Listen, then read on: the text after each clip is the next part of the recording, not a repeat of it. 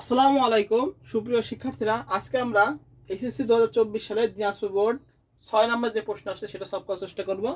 তো আমরা একটু প্রশ্নটা দেখে নিই। এসএসসি 2024 সালে দিনাজপুর বোর্ডের 6 নম্বর যে প্রশ্নটা ছিল প্রোগ্রামিং ল্যাঙ্গুয়েজ থেকে, সেটা আমরা একটু দেখে নিই। এই যে আমার চিত্র আছে, এই যে আমি দেখে নিই।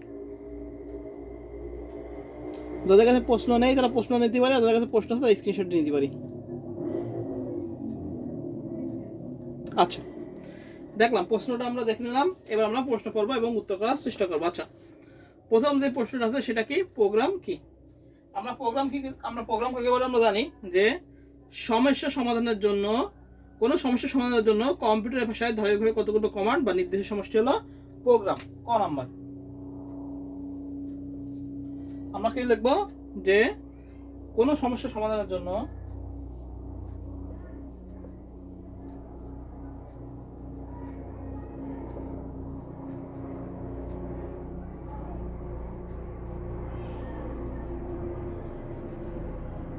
কোনো সমস্যা সমাধানের জন্য কোনো সমস্যা সমাধানের জন্য কম্পিউটারের ভাষায়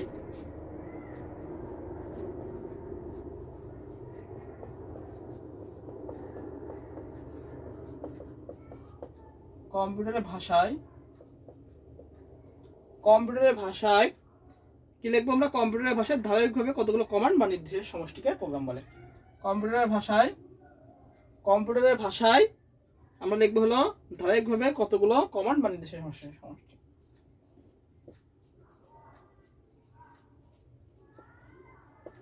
ধারাবাহিকভাবে কতগুলো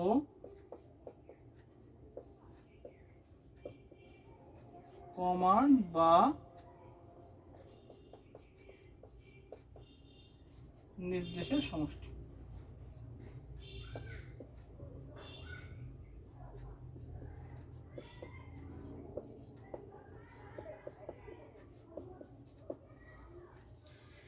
ক নাম্বার যে কোনো সমস্যার সমাধানের জন্য কম্পিউটারের ভাষায় ধারাবাহিকভাবে কতগুলো কমান্ড বা নির্দেশের সমষ্টি হলো প্রোগ্রাম। নির্দেশের সমষ্টি হলো কি আমাদের প্রোগ্রাম। এবার আসি খ নাম্বার।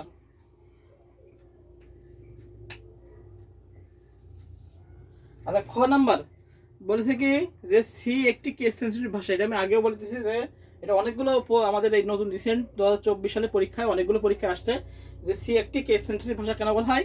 কারণ কি, আমাদের সি ভাষা সাধারণত সব ধরনের প্রোগ্রাম কিসে ছোট হাতের অক্ষরে লেখা হয়, এবং সি প্রোগ্রামে ছোট হাতের এবং বড় হাতের অক্ষরের মধ্যে পার্থক্য কি হয়, পরিলক্ষিত হয় হয় যার যার কারণে কি হয়, এই জন্য সি একটি কেস সেন্সিটিভ ভাষা। এবং সি প্রোগ্রাম ম্যাক্সিমাম প্রোগ্রামে কিসে লেখা হয়, ছোট হাতের অক্ষরে। হ্যাঁ, এই জন্য কি হয়, বড় হাতের অক্ষরে আমাদের প্রোগ্রামে লেখা হয় না, এই জন্য সি একটি কি আমাদের কেস সেন্সিটিভ ভাষা। তাহলে খ নাম্বার গেল। এই যে এটা হলো ব্লক চিত্র উদ্দীপকে, ব্লক চিত্র 1 ছিল এবং ব্লক চিত্র 2। এইটা কিন্তু একটা হলো কম্পিউটার গঠন থেকে প্রশ্ন করেছে। আমরা সবাই জানি কম্পিউটার গঠন, এটা আমরা কম বেশি সবাই জানি এবং পারি। তো এইটা কিন্তু আমি কোনো সময় দেখিনি আসার জন্য আসা। হ্যাঁ, প্রশ্ন আমরা একবার একটু দেখে নিই। বলছে উদ্দীপকের ব্লক চিত্র 1, এই ব্লক চিত্র 1 এটা হলো স্টার্ট, এটা হলো প্রসেস, এটা হলো লুপ, এটা হলো সিদ্ধান্ত, এটা হলো ইনপুট, আর এটা হলো প্রবাহ চিত্র। বলেছে উদ্দীপকের ব্লক চিত্র 1 এই জ্যামিতিক চিত্রগুলো ব্যবহার করে কোন সংখ্যা জোর না বেঁধে তার নির্ণয়ের প্রবাহ চিত্র বলো। আচ্ছা, কোন সংখ্যা জোর না বেঁধে তার নির্ণয়ের প্রবাহ চিত্র অঙ্কন করো। কোন সংখ্যা জোর না বেঁধে তার নির্ণয়ের কি হবে, আমাদের প্রবাহ চিত্র অঙ্কন করতে হবে। তাহলে আমরা গ নাম্বারটা করে ফেলি। জোর না বেঁধে সেটা নির্ণয়ের, এটা প্রবাহ চিত্র আছে, একদম ইজি। গ নাম্বার করে ফেলি। গ নাম্বার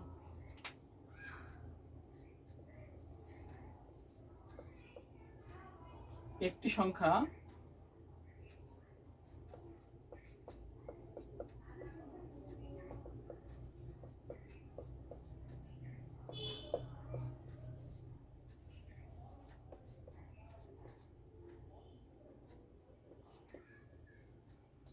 জোর না বিজোর তা নির্ণয়ের, একটি সংখ্যা জোর না বিজোর নির্ণয়ের প্রবাহ চিত্র নিচে দেওয়া হলো।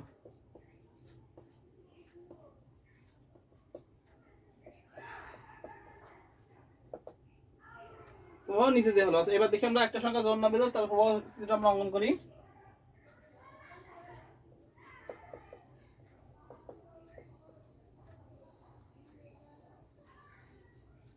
স্টার্ট, আমরা ইনপুট নিই, এন নিলাম। এবার কি করবো আমরা, এন কে 2 দ্বারা ভাগ করে কি হবে, ভাগশেষ যদি শূন্য হয়,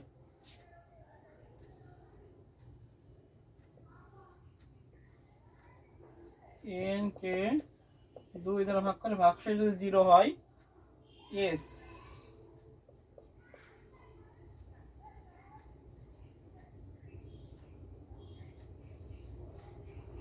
প্রিন্ট ইভেন,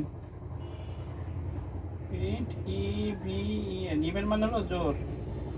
যদি নো হয়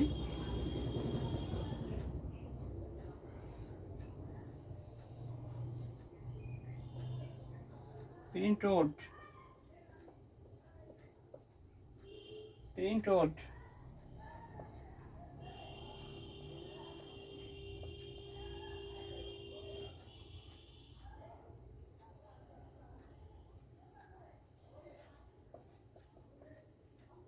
শেষ। এই হলো একটি সংখ্যার জোড় না বেদক তার নির্ণয়ের প্রবাহ চিত্র। এটা পরীক্ষা আসছে। প্রথমে এই যে এই ব্লক চিত্র 1 ব্যবহার করে, এই ব্লক চিত্র 1 ব্যবহার করে আমাদের এটা করতে বলেছে যে জোড় না বেদক তার প্রবাহ চিত্র যখন স্টোর করলাম, ইনপুট এনে নিলাম। এখন এন যদি শূন্য হয়, তাহলে ভাগশেষ যদি শূন্য হয়, আর 2 দ্বারা ভাগ করে ভাগশেষ শূন্য হয়, তাহলে কি হয়, ইভেন, তাহলে হলো জোড়। আর যদি না হয় তাহলে না হলে কি প্রিন্ট ওড, মানে কি বেজোড়। ইভেন মানে জোড় আর ওড মানে বেজোড়, মিলে গেল ইন্ট হয়ে গেল। এই গ নম্বরটা আমরা সব তুলে নিই। এবার ঘ নম্বর।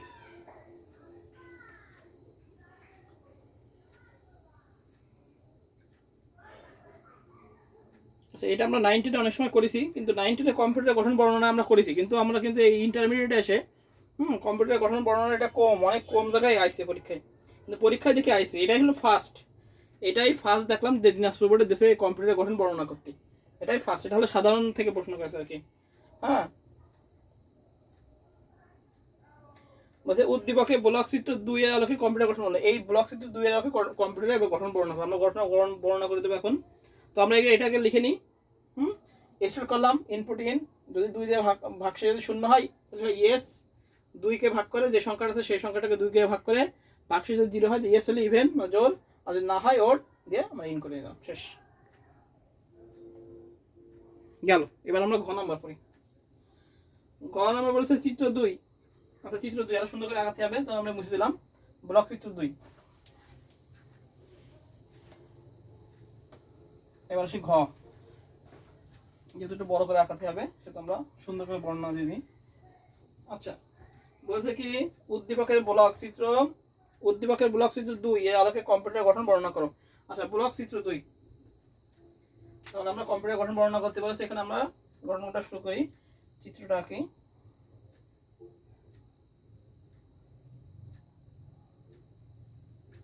ঘ,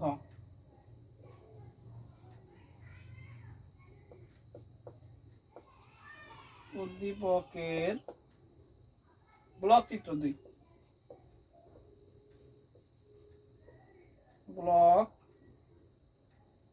ব্লক চিত্র 2 এর আলোকে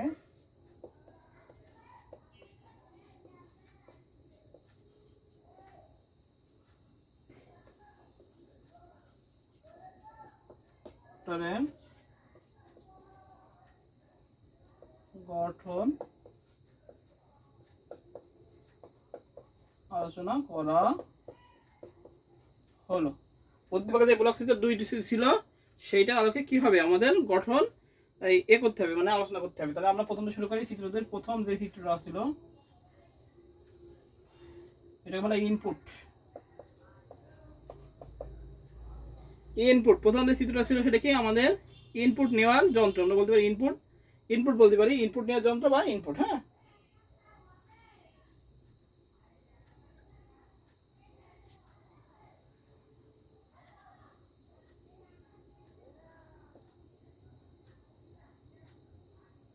এটা আমরা পরীক্ষায় আঁকাইছি অনেক আগে। পরীক্ষা আসে, পরীক্ষায় মানে অন্য পরীক্ষায়, মানে সাধারণ সিম্পল জিনিস পরীক্ষা আসে। হ্যাঁ, এমনি এতে আসে না। কম্পিউটার গঠন এটা সবাই আমরা কম বেশি জানি।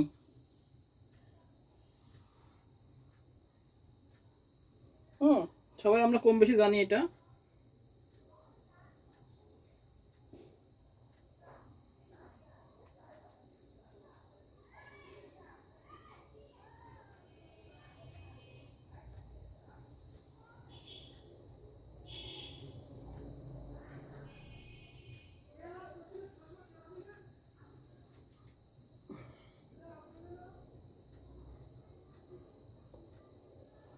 এই হলো চিত্র, আর এটা তো আমরা সবাই জানি এটা আউটপুট হবে।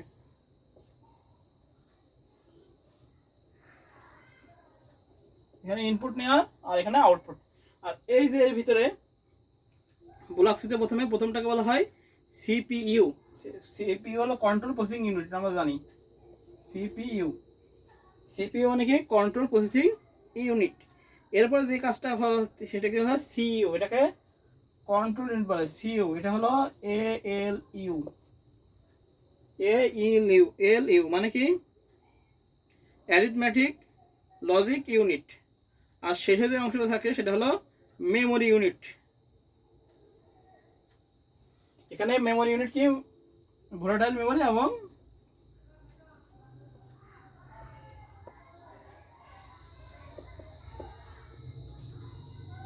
এই হলো আমাদের কম্পিউটারের গঠন। এবার নিজেদের বর্ণনা দিতে হবে, জাস্ট বর্ণনা দিলে আমাদের হয়ে যাবে।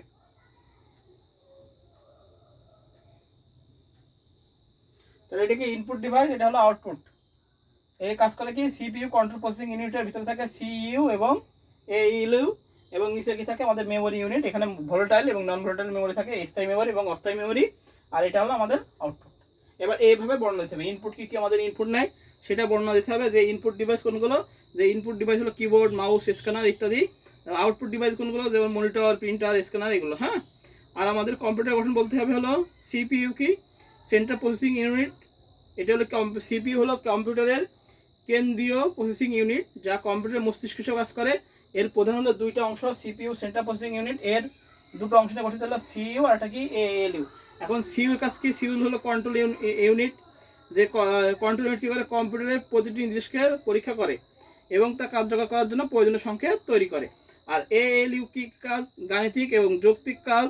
কম্পিউটারের অন্যতম কি প্রধান অংশ, এই অংশকে নিয়ন্ত্রণ করে কি অ্যারিথমেটিক লজিক্যাল ইউনিট। এভাবে বর্ণনা দিয়ে দিলে হবে। আর এটা হলো ইনপুট ডিভাইস, আর এটা হলো আউটপুট। এই হলো আমাদের কম্পিউটার মেমোরির। এবার আমরা সুন্দর করে বর্ণনা দেবো। ইনপুট ডিভাইস সম্পর্কে লিখবো, সিপিইউ সম্পর্কে লিখবো, সেন্ট্রাল প্রসেসিং ইউনিট আমরা জানি কেন্দ্রীয় মস্তিষ্ক, কম্পিউটার মস্তিষ্ক। এবার আসে সিইউ, তাহলে হলো কন্ট্রোল ইউনিট। কন্ট্রোল ইউনিট এই কাজ। এবার কন্ট্রোল ইউনিটের কাজকে আমরা লিখলাম যে প্রতিটি নির্দেশকে কী করে পরীক্ষা করে এবং মস্তিষ্ক হিসেবে কাজ করে। আর এই ইউকে যত লজিক্যাল এবং গাণিতিক জিনিস কাজ, এটা কি করে এই অ্যারিথমেটিক লজিক্যাল ইউনিট এই কাজটা করে থাকে। এবার কি মেমোরি ইউনিট কাজ কি, মেমোরি ইউনিট আমরা জানি ভোলাটাইল মেমোরি এবং নন ভোলাটাইল মেমোরি এর ভিতরে অংশ। এবার ওইটা একটু বর্ণনা দিয়ে দেবো। এবার আউটপুটের বর্ণনা, আউটপুট ডিভাইস যেগুলো আছে সেগুলো বর্ণনা দিয়ে দেবো। মোটামুটি এগুলো বর্ণনা দিয়ে দিলে আমাদের কম্পিউটার গঠন বর্ণনা শেষ। তাহলে আমাদের দিনাজপুর বোর্ড 2024 সালের যে 6 নম্বর যে প্রশ্ন আসলে সেটা সলভ হয়ে গেল।